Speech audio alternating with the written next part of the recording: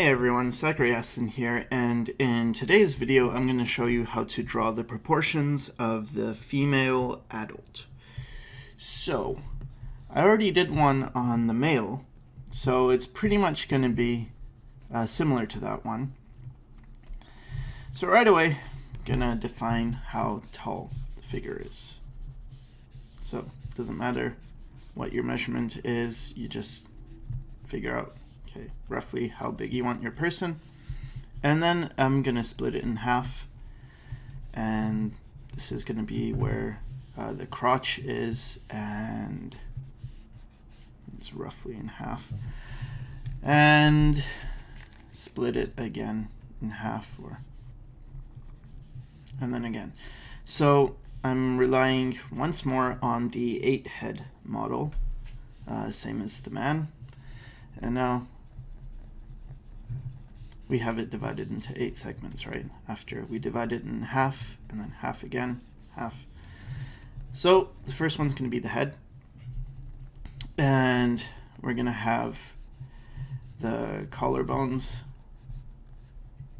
maybe a third if you divide this one into 3. 1/3 down. You could make it, even lower when it's a female. And now what I like to do is, rather than judge the width of the body as being 2 heads, which is often done for females, you could view it as about that. What I like to do instead is to find a measurement from the top of the head, just finding an angle, and I usually get something like this. And I'm kind of imagining if I had a figure wearing a hood, and if you darkened in that hood, what the shape would look like. And I'm trying to get an angle like that. So, like this, roughly, something like this. I know it's not going to really be, so this is from the head to the shoulders.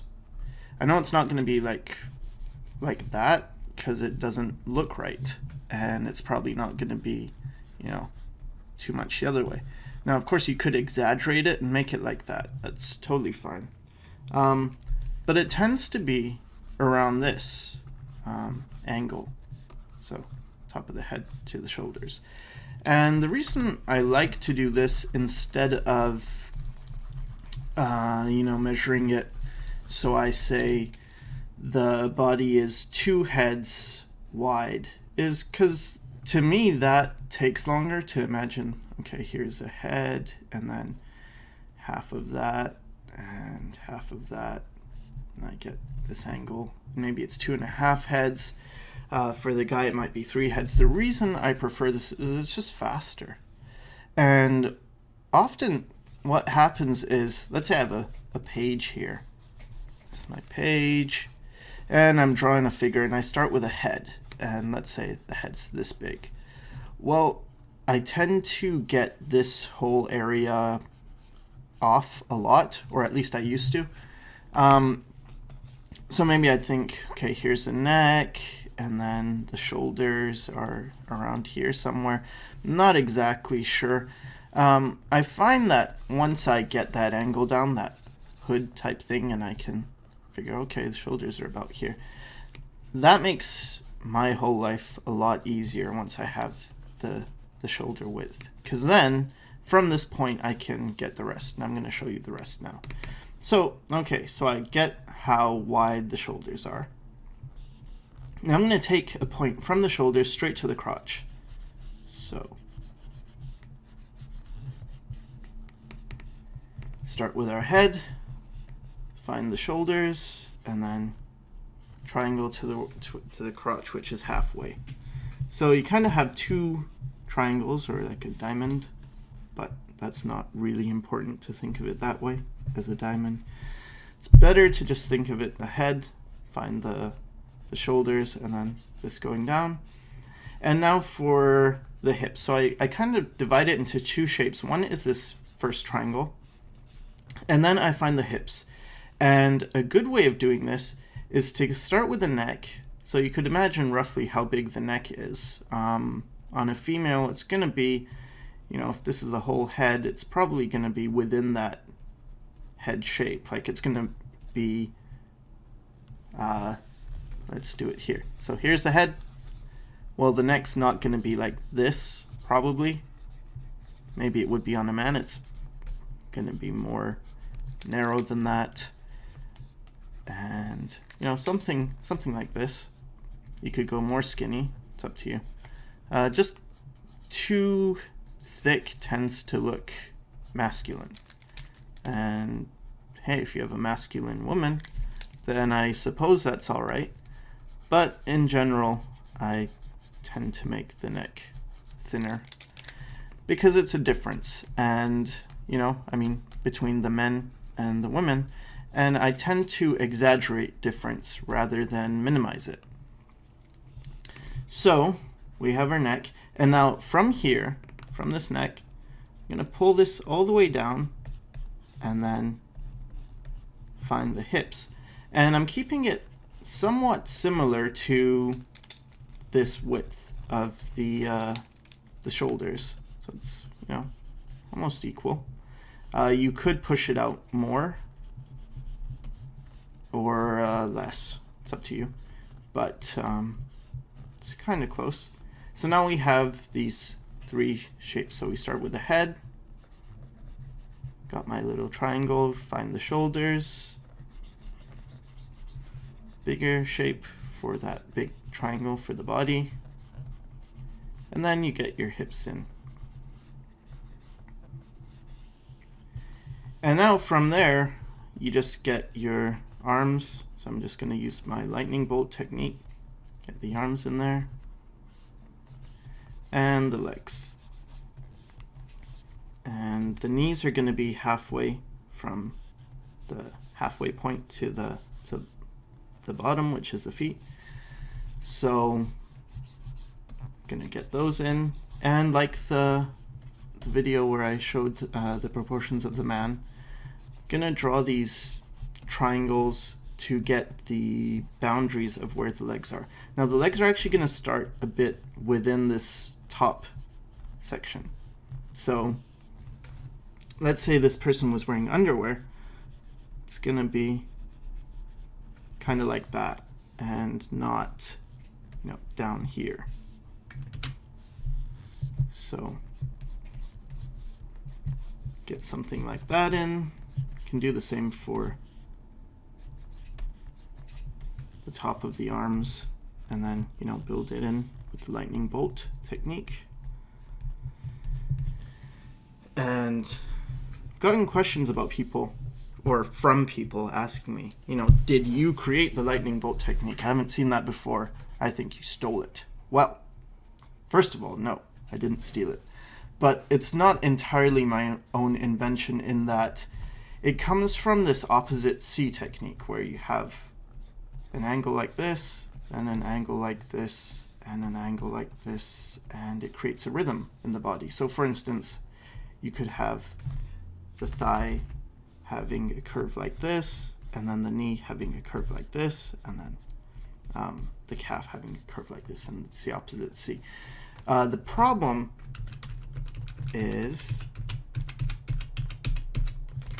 that I would sometimes exaggerate those too much, and it would get hard to figure just how to maintain those proportions. And I found that if I had this opposite C, but then I connected it with a line,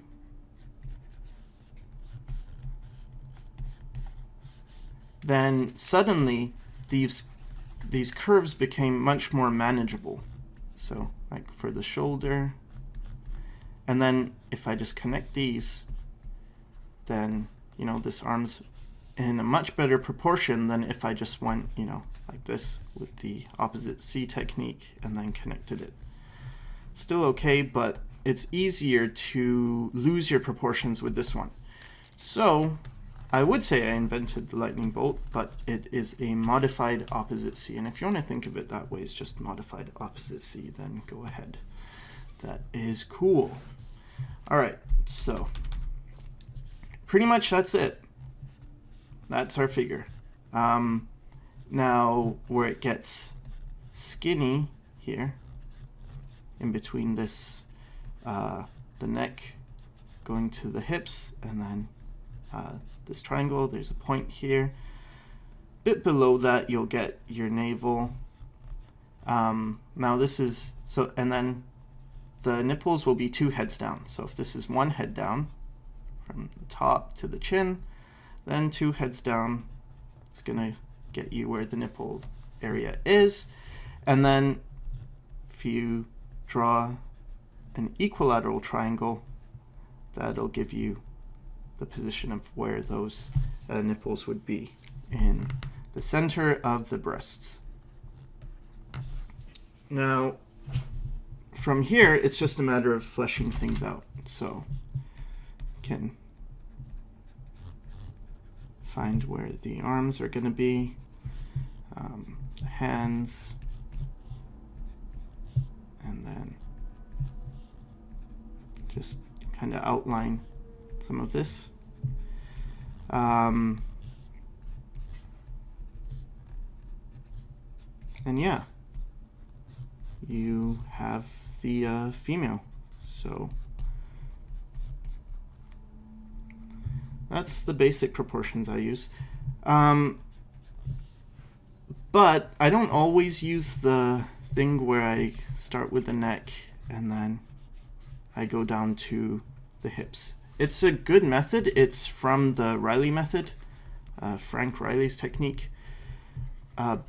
But I don't always do this. Sometimes I just get the triangle down and then I create another shape. So let's see, get a triangle down, and I'll do a shape kind of like this.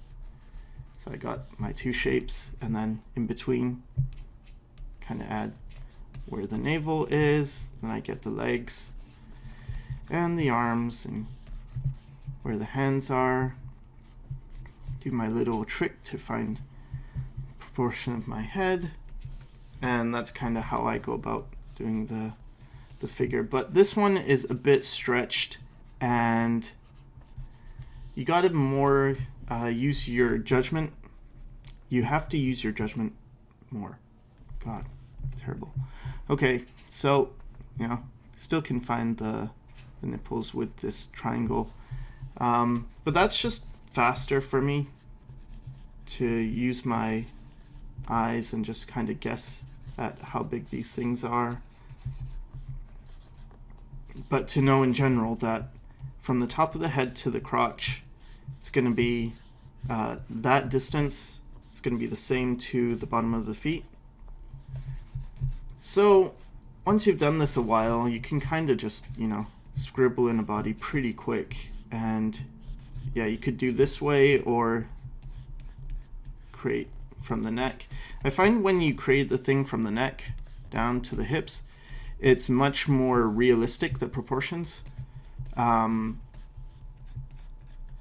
But I tend to exaggerate things more now, and I got some slack from people who say, well, but the girl's waist is so skinny. And yeah, it's pretty unreasonable. But what's interesting to me is I never really hear that when I draw a guy and I give him a really huge chest and massive arms or whatever. I never get the same kind of, well, you made the guy's body way too massive. It just doesn't happen.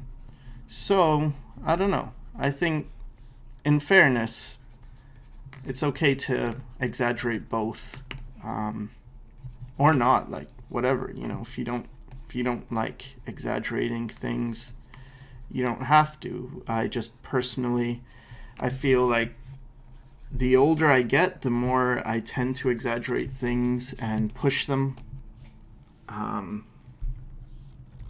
Because, I don't know, I guess when you're young, you start out drawing and you draw kind of crazy proportion things anyways, or that's kind of the thing you're attracted to. And I guess the older I get, the more I'm attracted to those kind of things. Whereas when I was, you know, 18 or 19 or even 17, I was more attracted to things that were slightly more realistic because I was coming from comics and anime and stuff, and I was, really into fine art and proportions being accurate. But now I tend to just, go a bit more loose and just sketch really quickly with this, get the head in, shoulders, get this triangle. Now I know how tall my figure is. Find the hips, and let's say there's a pose, so the legs raised or whatever, and I don't know. Let's not do that pose. Okay, gonna bring the legs down, maybe the arms raised. It's pretty rough, and at this point it doesn't have to be too, clean, because even when I draw traditionally, I tend to be this rough. It's just light because I can see, if I want, I can draw pretty light, and I'm just using Wacom Intuos 3 9x12. I think Intuos 4 and 5 have double the pressure sensitivity. My opacity is at 100%, my flow is at 27, but you still can get pretty light lines. And if you can do it with the tablet, you definitely can do it with a pencil. So practice, having a light touch, because then you can scribble, get all your things done really rough, and then flesh things out.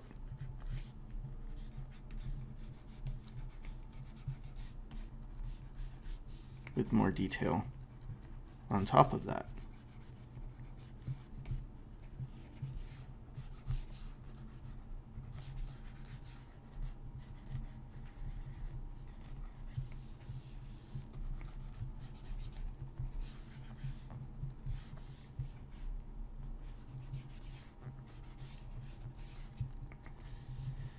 And keep things, flowy. I sometimes, instead of just drawing a line here for the crotch and the shoulders, I kind of add some dimension to that. So for instance, if I'm looking in perspective, well, this body isn't just, it's not flat, it doesn't just end there in a line. There's thickness to this, right? There's a width, there's a side plane here. So if I'm bending the figure down, then I can turn this into more of a sphere, and then still find the shoulders, get that triangle, and you can go from the hips up to the neck or the neck down, get that head, and now we kind of have something going in perspective.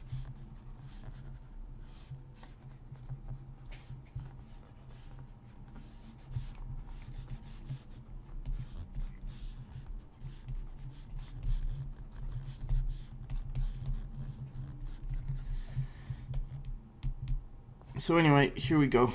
Here's the basic proportions. So remember, start, with your big scale and then split in half. It's going to be crotch, half again. That'll get you where the nipples are and also the knees. And then you can find, your head, your navel, mid-thigh, and mid-calf. And after you do this for a while, you can just get used to seeing the general proportion and altering it. So if you don't want your figure to be so mature, for instance, let's say you want to work with a younger model, maybe you'll keep the head the same but reduce this width of the shoulders, and maybe make the body a bit less curvy. And sometimes I just reduce it to what you just saw. Just kind of like an hourglass shape. So just get the head. Can have a basic hourglass shape. Get the legs down, the arms. And with my arms, I forgot to mention, tend to end them before I reach the mid-thigh point for the hands, so that the tip of the hands reaches mid-thigh, but you know, the rest goes above. And for the elbow, try and keep it the same as the navel, which is, you know, roughly, this is one head, two, then it's roughly on the third. 3 heads down, that's where it is. I tend to make it a bit lower on women than I do on men. Men would be like right here, and women kind of, you know, a bit lower. And you can have this area, if you think of the rib cage within this triangle, then it kind of points, the rib cage kind of points towards the navel. If you think of it occupying this space here. So that's pretty much it.